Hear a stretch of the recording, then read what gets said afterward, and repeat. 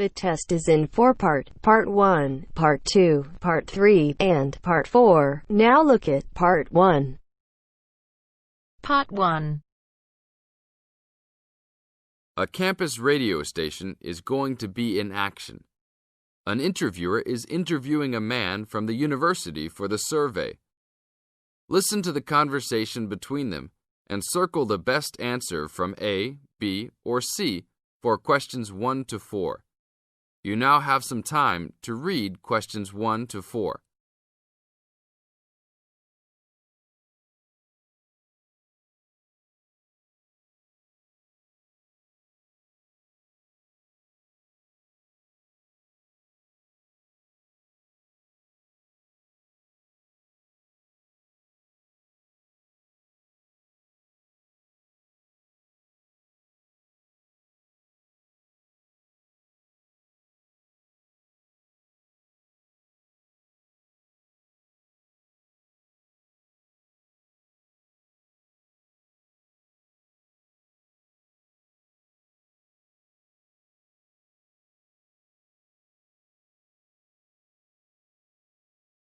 Now, we shall begin. You should answer the questions as you listen, because you will never hear the recording for the second time. Listen carefully and answer questions 1 to 4. Excuse me, I'm conducting a campus survey. Would you have time to answer a few questions? What's it all about? We're doing some market research for a new campus radio station starting in the next few months. That's okay. Sounds good. Great. I'll just work through this form with you. And if we could start with some personal background information? Sure. Right. If I could have your age, please. 26. Okay, good. And are you a student, teacher, or in another job? Well, I'm a tutor, but I'm also a postgraduate student, so I don't know what you might call me. What do you think? Okay, well, I'm more of a teacher, really. Fine. And would you mind if I asked about your salary, or I could leave it blank? No, that's okay. It's $20,000 a year. Thanks. Right. Now about your current listening habits. What would you say is your main reason for listening to radio? Well, I'm usually busy during the day at work, so I usually only listen to the radio at night. It helps me relax and unwind, even if I'm studying. Good. And how many hours a day on average do you listen to the radio? Well, not a lot really. I'd say just over an hour all told. Now you have some time to read questions 5 to 10.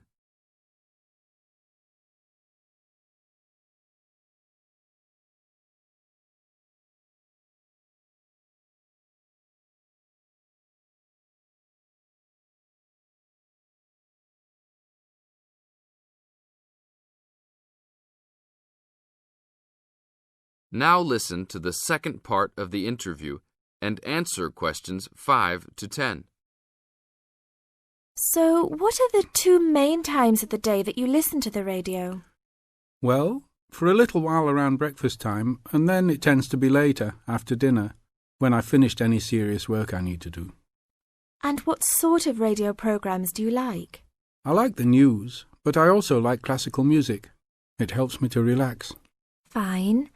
And turning to the new campus station, which type of programs would you prefer? I think the existing radio stations cater for my need for news. So I'd like to see programs about local information, providing a service to the campus community. And in the same vein, perhaps more for academic viewers, some lectures or relevant programs. Oh, I see.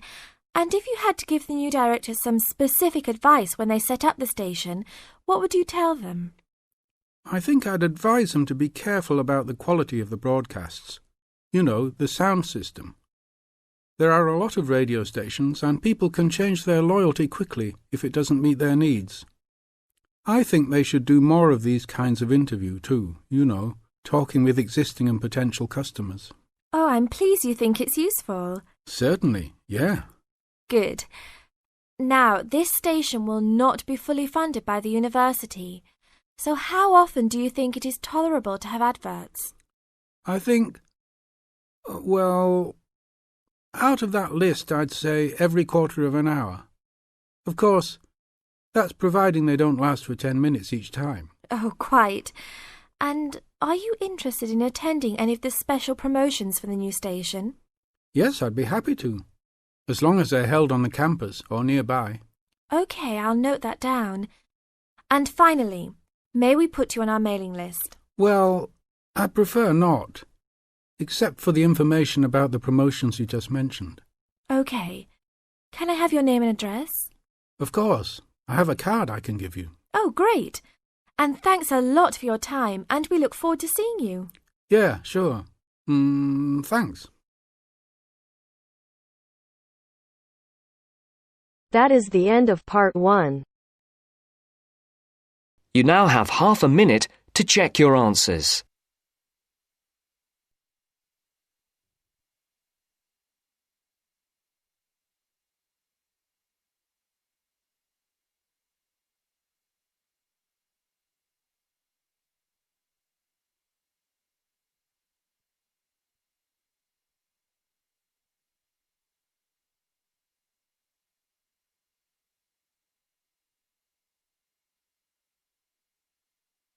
Now turns to part 2. Part 2. You will hear part of a talk about attending a science festival. First, you have some time to look at questions 11 to 16.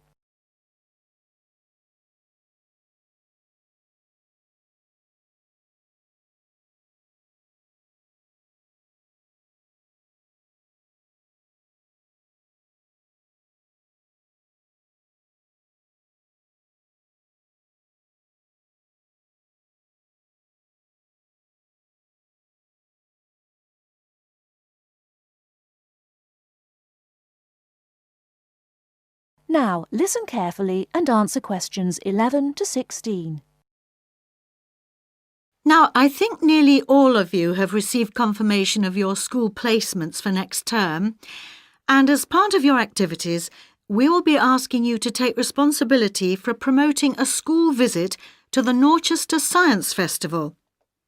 Of course, the head of science at your school will be aware of the festival and should have all the details of it, but all the heads of science at your schools will be looking to you to be the main organiser and motivator of a visit to the festival. They'll give you the documents you need. We hope that you will motivate pupils at your schools to take an interest in the festival. It runs for 3 days. There are day tickets and special 3-day tickets, and schools have the extra option of a 2-day ticket. We hope you will encourage your pupils to visit it on 1 or 2 days. But most important of all, we hope you will use the festival to generate a lively interest in science that will last all year round and provide the school with a lasting benefit. This will, with luck, lead to improved examination results in science subjects. And let's not forget, we hope your pupils will have a lot of fun too. Needless to say, your performance in achieving these aims will count towards your final exam grade at the end of the year. Now, let me just say a few words on why a science festival. Science is part of our everyday world in a way that is different now from before. Of course, we're used to having the benefit of scientific inventions. We are used to the aeroplane, the motor car, the space rocket, and so on. But now we live in a truly scientific age, which means one where inventions and improvements are matters of routine rather than occasional and unusual events.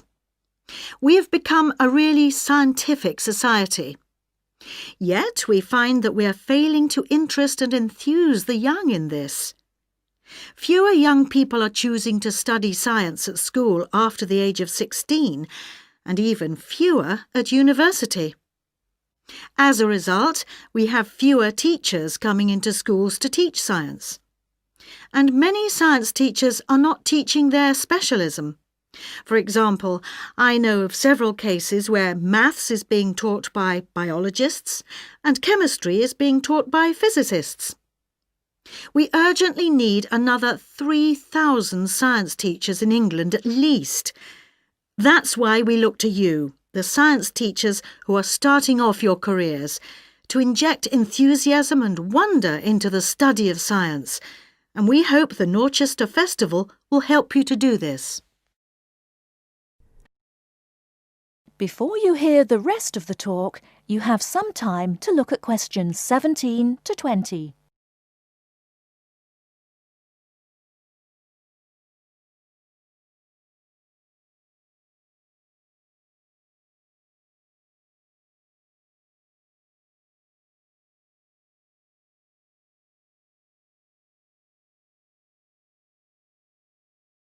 Now listen and answer questions 17 to 20. Now, enough of the background. What about the festival? There are 3 main venues where the festival events take place.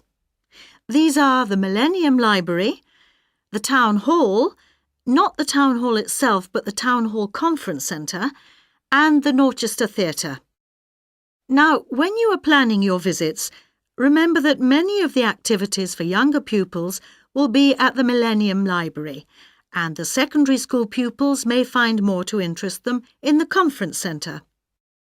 Now, just so that you have some immediate information, I'd like to mention a few of the events that are taking place this year. One event of special interest to people living in this area is called Waterworld. This is a clay model of the southeast of England, and the presenters show you the effects of rising sea levels as a result of climate change. They ask the audience to select the rise in sea level, for example 20 or 40 or 60 centimetres, and the model shows the places that would be flooded as a result. Watch out for your town. Does it sink or does it swim? Transport 2050 is about transport options for our towns in the future. A number of experts will introduce the topic, and then everyone at the event will have a chance to speak and give their views. Science in a Suitcase is a comedy act by 2 scientists who do crazy experiments and sing songs and play the clown to large audiences every afternoon. I'm particularly looking forward to that one, which should be entertaining. Ropes and Hangings is an interactive event which will be of interest to young people, in which, after experimenting with ropes and bricks, they build a real suspension bridge. That kind of hands-on activity is always really popular. And, appealing to a different audience, there is Paper and Time, in which some experts will be showing us the techniques they use for the conservation of ancient books and manuscripts. This will obviously not be for everybody, but it should be interesting just to see how they do it. Now, let's move on to tickets and transport to the festival. That is the end of part 2. You now have half a minute to check your answers.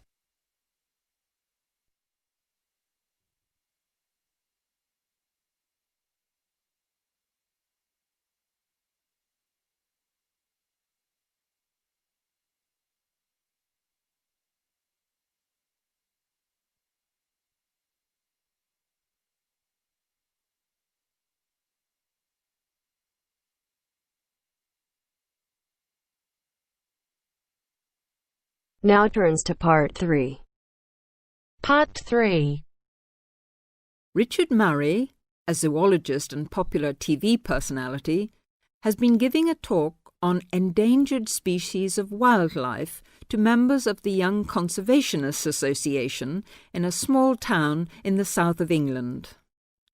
Listen to the extract from the discussion he had with 2 of the young people after his talk. First, you have some time to look at questions 21 to 25.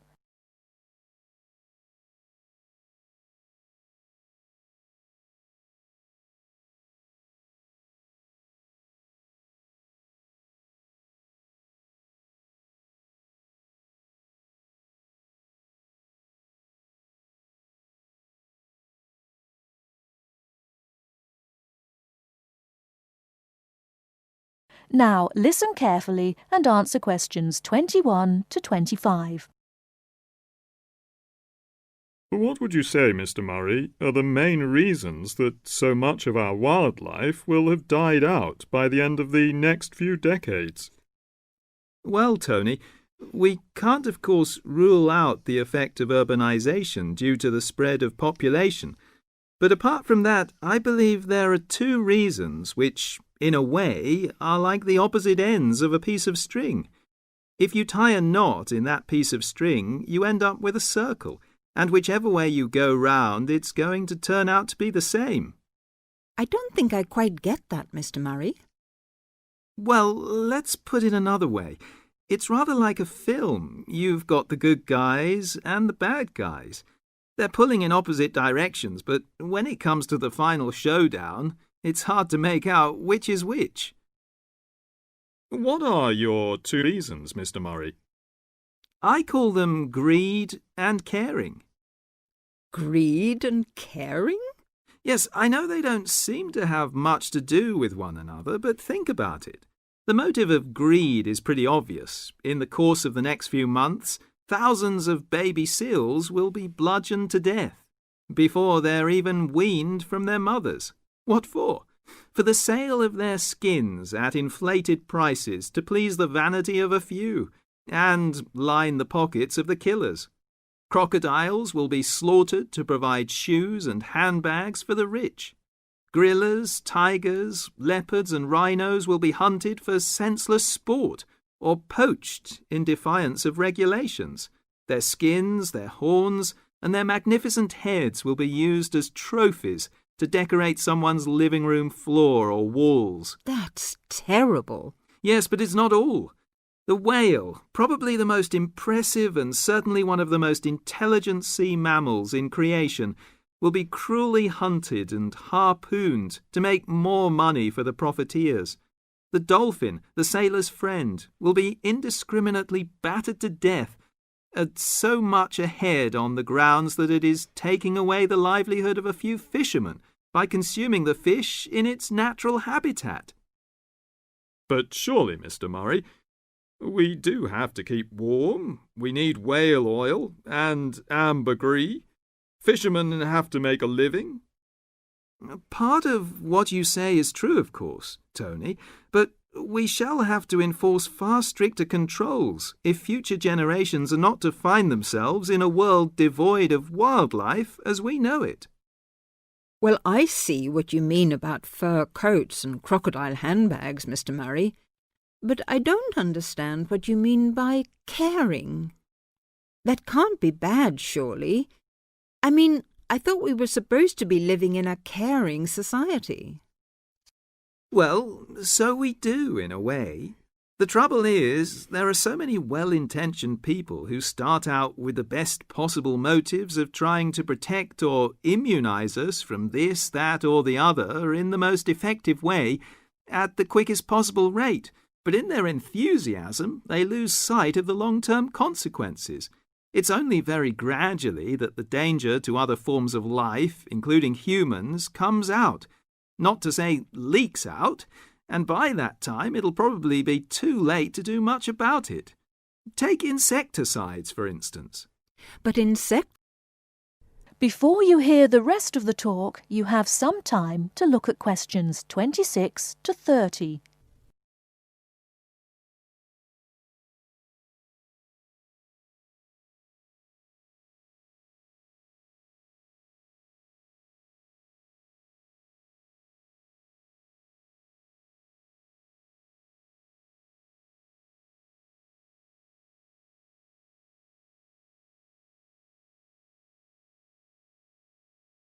Now listen and answer questions 26 to 30.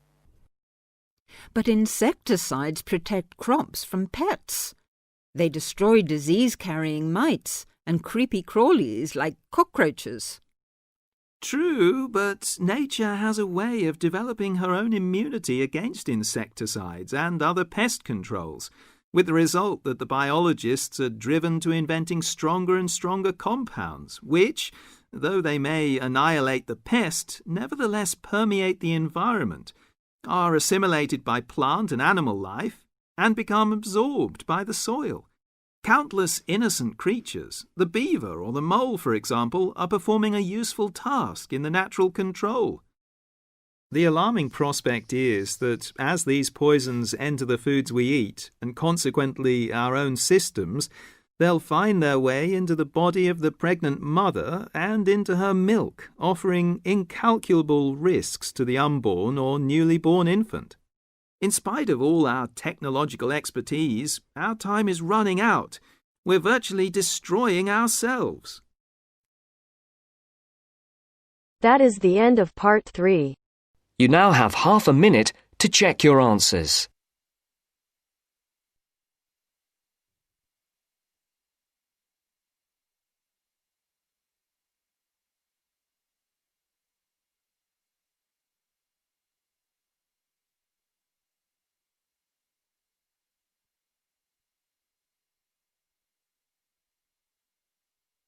Now turns to part 4.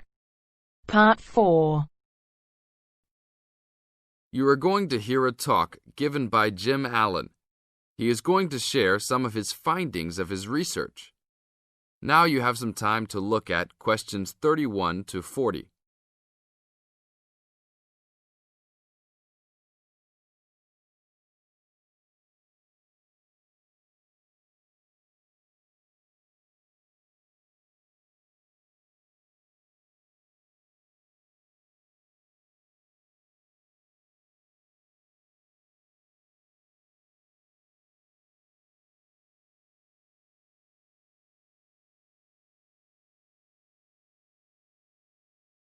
Now, listen carefully and answer questions 31 to 40. Good morning. Today we'll be hailing from Jim Allen, who will be sharing some of the findings of his research project from last term. Jim. Thanks. Well, to start with, a little bit of background about the project. As you can see, our title is something that is relevant to everybody in this part of the world: water safety.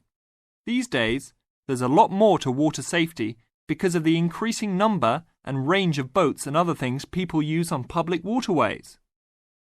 I'd become interested through reports on radio about the number of incidents involving small powerboats and individual watercraft such as jet skis. It seemed to me that because these craft were essentially recreational and didn't require licenses to use, there was very little opportunity to influence the users towards being safety conscious. So, I decided to make this the focus of the project. For the research, we mainly relied upon talking to people, asking them questions in preference to using a written questionnaire. We interviewed a wide range of people at a number of popular swimming locations over 2 consecutive weekends and asked them what they'd observed or experienced themselves. The respondents were both male and female, but the men were just slightly in the majority. We were pleased with their willingness to talk about the subject, and all told, interviewed 145 people over the 2 weekends. So, what were the findings? As you can see, 86% of people reported having had some type of problem. A surprisingly large percentage, 27%, commented that they had found it necessary to shout at an offending powerboat, but the main type of problem was the deafening sound that some of the boats made. On occasions, this led to swimmers deciding to move to another location. So what strategies did people adopt to ensure their own comfort and safety? Let's have a look at the figures. First, it was noticeable that there were often distinctly different answers between men and women. It was mainly the women, for example, who said they should try to choose places where boats couldn't go, whereas it was usually the men who said you shouldn't have to move if you were there first, so you should shout at them if necessary. Both men and, it was women who said you should call the authorities if the situation gets too dangerous or the powerboat drivers are acting irresponsibly. Then, I had thought it would be mainly women, but both sexes made the point that above all, it's important to get children away from any possible danger. Men were very aware that jet skis could be unpredictable in inexperienced hands. They also made the point that it's much safer to have your car nearby and clearly visible to any watercraft if you're swimming in a relatively remote spot. Finally, wearing visible clothing, men didn't think it was quite as important as women, but both gave it a high safety rating. When we asked them what they thought the government should do to help solve the problem,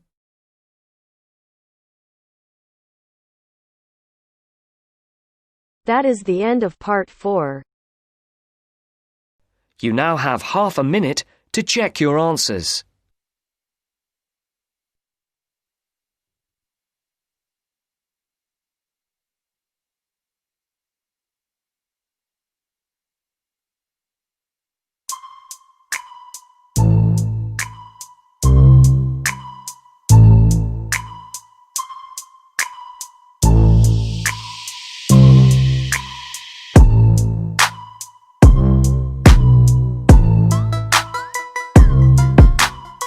That is the end of the test. You now have 10 minutes to transfer your answers to your IELTS listening answer sheet.